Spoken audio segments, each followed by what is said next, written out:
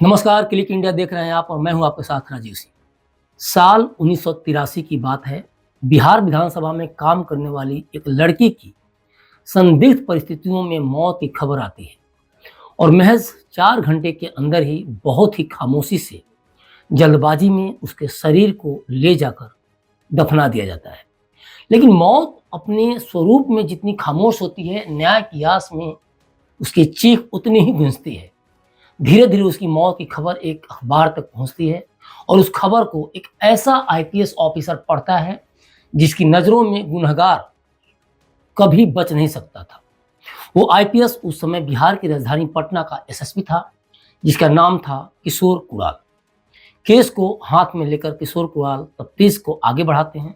जिस मौत के पीछे जो कारण बताए गए थे, जिससे उस लड़की की मौत बहुत ही सहज वे में लिया गया, आईपीएस के केस हाथ में लेने के बाद उसी केस से धीरे धीरे एक एक करके कई राज खुलने लगते हैं। फिर ये भी समझ में आने लगता है कि लड़की को दफनाने की इतनी जल्दबाजी क्यों की गई थी। उसकी मौत के बाद 2 रिपोर्ट तैयार की जाती हैं, जिनमें मौत की वजह अलग अलग बताई जाती है। अधिकारियों की जांच में कुछ बड़े नाम सामने आते हैं। यह पता चलता है कि लड़की के रसूख वाले लोगों से अच्छे संबंध थे और पुलिस पर दबाव था कि मामले को जल्द निपटाया जाए। लेकिन जांच अधिकारी मामले में अड़ जाते हैं। लड़की के शव को कब्र से फिर से निकाला जाता है और पोस्टमार्टम कराया जाता है। जो रिपोर्ट सामने आती है उससे बिहार में हड़कंप मच जाता है, क्योंकि इनमें नेताओं के नाम आते हैं जिस तरह के आरोप लगते हैं। बिहार विधानसभा से कनेक्टेड लड़की है, क्योंकि वहाँ वो जॉब करती थी। सारी चीज़ें हम आगे बताएंगे। लेकिन बिहार में इस घटना को लेकर सबकी नज़रें टिक जाती हैं, नेताओं के कान खड़े हो जाते हैं। यहाँ से शुरू होता है राजनीति का असली खेल। सत्ता के हाथों में न्याय का गला किस कदर दबा लिया जाता है, यह कहानी उसकी एक मिसाल बन जाती है। यह सब 1983 में बिहार में क्या हुआ और यह बिहार का बॉबी हत्याकांड कैसे पूरे देश को हिला देता है, यही सब इस घटना में छुपा है। कैसे एक पुलिस अधिकारी ने इस हत्याकांड की परतें खोली और कैसे सत्ता ने उसके हाथ रोक दिए, ये सब इस कहानी में हम आपको आगे बताएंगे। कहानी की शुरुआत 11 मई 1983 से होती है, जब पटना से प्रकाशित होने वाले एक लोकल अखबार में एक खबर छपी थी। खबर थी एक लड़की की मौत की, जिसका नाम श्वेता निशा त्रिवेदी था। वह बिहार विधानसभा में टाइपिस्ट के तौर पर काम करती थी और कांग्रेस की एक वरिष्ठ नेता और विधान परिषद की तत्कालीन सभापति राजेश्वरी सरोज दास की गोद ली हुई बेटी थी। श्वेता निशा, जो 35 साल की थी, दिखने में बेहद खूबसूरत थी। घर में उसे बेबी के नाम से पुकारा जाता था।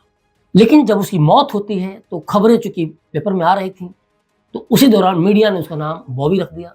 शायद राज कपूर की फिल्म बॉबी से ही प्रेरित होकर मीडिया ने ऐसा किया हो। और फिर यह केस बॉबी हत्याकांड के नाम से पॉपुलर हो जाता है, लोग इसको जानने लगते हैं। इस केस में सबसे बड़ा सवाल यह था कि बॉबी के शरीर को इतनी जल्दबाजी में क्यों दफनाया गया और कहाँ दफनाया गया। पब्लिक के लिए यह खबर काफी रोचक थी, लेकिन एक पुलिस अधिकारी को इस मामले में कुछ गड़बड़ नजर आ रही थी। उस पुलिस अधिकारी का नाम था, जैसा कि हमने पहले ही बताया, किशोर कुणाल, जो उस समय पटना के एसएसपी थे और 2021 में उनकी एक किताब दमन तक्षकों का प्रकाशित हुई थी, जिसमें उन्होंने इस केस से जुड़ी कई अहम बातें शेयर की थी। कुणाल ने इस केस की तफ्तीश शुरू की और सबसे पहले बॉबी की माताजी राजेश्वरी सरोज दास से पूछताछ की। दास ने उन्हें बताया कि 7 मई की शाम बॉबी अपने घर से बाहर गई थी और देर रात लौट कर आई थी। घर आते ही उसके पेट में दर्द हुई थी, क्योंकि उसने शिकायत की कि हमें दर्द हो रहा है, और थोड़ी देर में खून की उसे उल्टियाँ होने लगी। जल्दी में उसे पटना मेडिकल कॉलेज ले जाया गया, जहां उसे इमरजेंसी वार्ड में भर्ती किया गया। फिर उसे घर भेज दिया गया, जहां उसकी मौत हो गई। जब पुलिस ने दास के पास से कुछ चीजें बरामद की तो मामला और संदिग्ध हो गया। बॉबी की मौत के बाद 2 रिपोर्ट तैयार की गई थी। एक रिपोर्ट में कहा गया था कि बॉबी की मौत इंटरनल ब्लीडिंग की वजह से हुई थी, जबकि दूसरी रिपोर्ट कहती थी कि मौत हार्ट अटैक से हुई थी। एक रिपोर्ट में मौत का वक्त सुबह 4 बजे बताया गया था, जबकि दूसरी रिपोर्ट में 4:30 बजे की मौत बताई गई थी। पुलिस को यह सब समझने की जरूरत थी कि असल में मौत का कारण क्या था और वक्त क्या था। कुणाल ने तय किया कि बॉबी के शव का पोस्टमार्टम कराया जाएगा। अदालत से इजाज़त लेकर पोस्टमार्टम कराया गया और उसमें एक चौंकाने वाला खुलासा हुआ। बॉबी के विसरा की जांच में मिलेथियन नाम का जहर पाया गया। यह रिपोर्ट पुलिस के शक को हकीकत में बदल देती है और अब यह साफ हो चुका था कि बॉबी की हत्या की गई थी, न कि उसकी मौत खुद से ही हुई थी। अब अगला सवाल था कि बॉबी को जहर किसने दिया। कुणाल ने बॉबी के बैकग्राउंड की जांच शुरू की तो पता चला कि बॉबी का रसूखदार लोगों से अच्छा तालमेल था। यह भी सामने आया कि 1978 में जब बॉबी को विधानसभा में नौकरी मिली थी तो वहां एक खास प्राइवेट एक्सचेंज बोर्ड लगाया गया था, सिर्फ इसलिए कि बॉबी को टेलीफोन ऑपरेटर की नौकरी मिल सके। बाद में वह बोर्ड बंद कर दिया गया और बॉबी को टाइपिस्ट की नौकरी मिल गई। विधानसभा में रहते हुए उसकी कई नेताओं और विधायकों से अच्छी जान पहचान हो गई थी। किशोर कुणाल जब जांच कर रहे थे तो एक बार फिर बॉबी की माताजी के सरकारी आवास पहुंचे। यहाँ उन्होंने देखा कि बॉबी की कई चीजें गायब थी। आवास से लगे एक आउट हाउस में 2 लड़के रहते थे।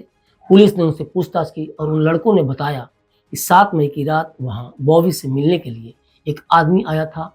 उस आदमी का नाम था रघुवर झा, जो कांग्रेस की एक बड़ी नेता राधा नंदन झा का बेटा था। कुणाल अपनी किताब में बताते हैं कि रघुवर झा के बारे में उन्हें बॉबी की मां राजेश्वरी सरोज दास ने भी बताया था।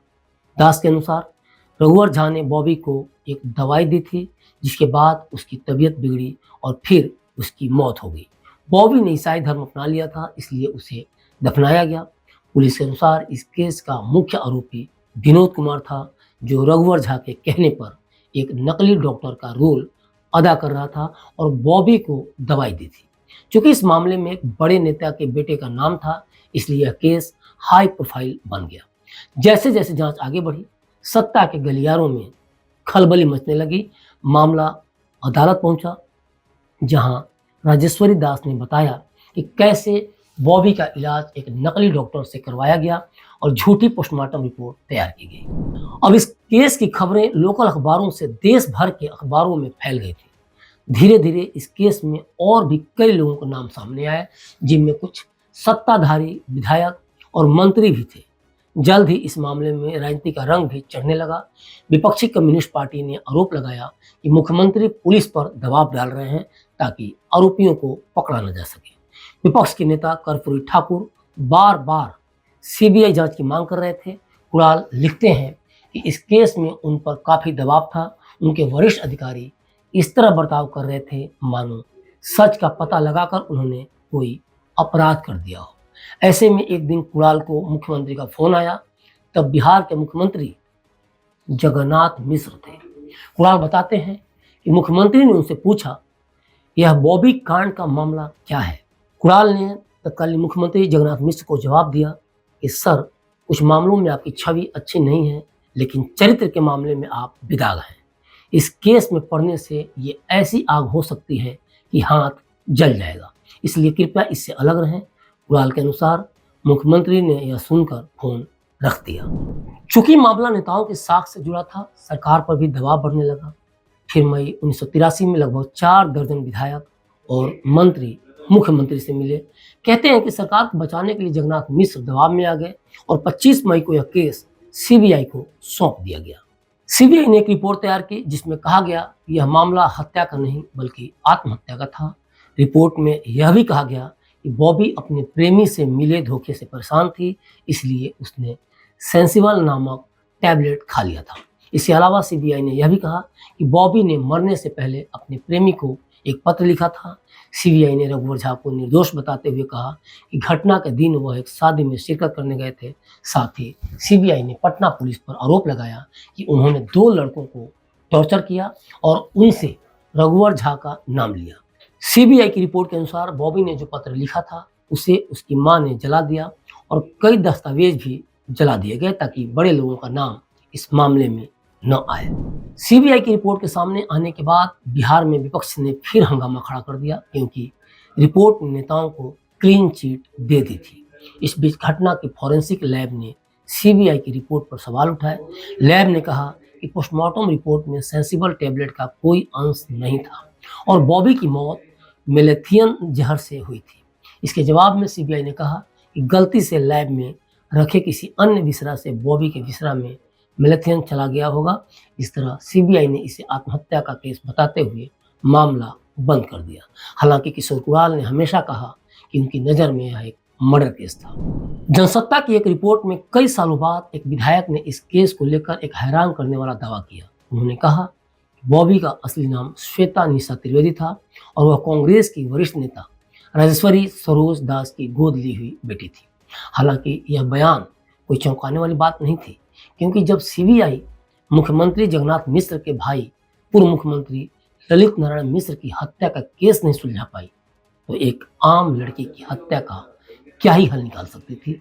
ये सोचने वाली बात थी। तो ये था पूरा मामला।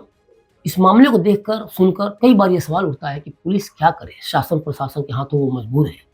लेकिन किशोर कुणाल पर कोई प्रेशर काम नहीं करता था, क्योंकि उनकी जरूरतें कम थीं, इसलिए उनके जमीर में दम था। किशोर कुणाल की ईमानदारी और निष्ठा हमेशा बिहार ही नहीं, देश की पुलिस व्यवस्था में एक आदर्श के रूप में जीवित रहेंगी। 1983 के बॉबी हत्याकांड में जब शासन प्रशासन और सीबीआई पर दबाव था, तब कुणाल ने सच की तलाश में निष्कलंक तफ्तीश की। उन्होंने सत्ता के दबावों को नकारते हुए मामले को उजागर किया, जिससे यह साबित हुआ कि सत्य के लिए संघर्ष करना जरूरी है। उनका जीवन हमें यह सिखाता है कि न्याय के लिए खड़ा होना चाहिए, चाहे स्थिति कितनी भी कठिन क्यों ना हो। तो आपका क्या कहना है? किशोर कुणाल आज इस दुनिया में नहीं है, लेकिन उन्होंने जो एक छवि अपनी प्रस्तुत की, खासतौर पे कई बार बिहार में जिस तरह के आरोप लगे, जिस तरह से माफिया राज एस्टैब्लिश हो चुका था उस दौरान, उन दिनों 80-90 के दशक में अपहरणकर्ताओं का राज था, उस परिस्थितियों में भी किशोर कुणाल ने कैसे भारतीय पुलिस सेवा के माध्यम से एक नायाब उदाहरण पेश किया। आपकी इस पूरे मामले पर, पूरी खबर पर क्या प्रतिक्रिया, हमें कमेंट बॉक्स में कमेंट कर जरूर बताएं और बने रहें क्लिक इंडिया के साथ। शुक्रिया।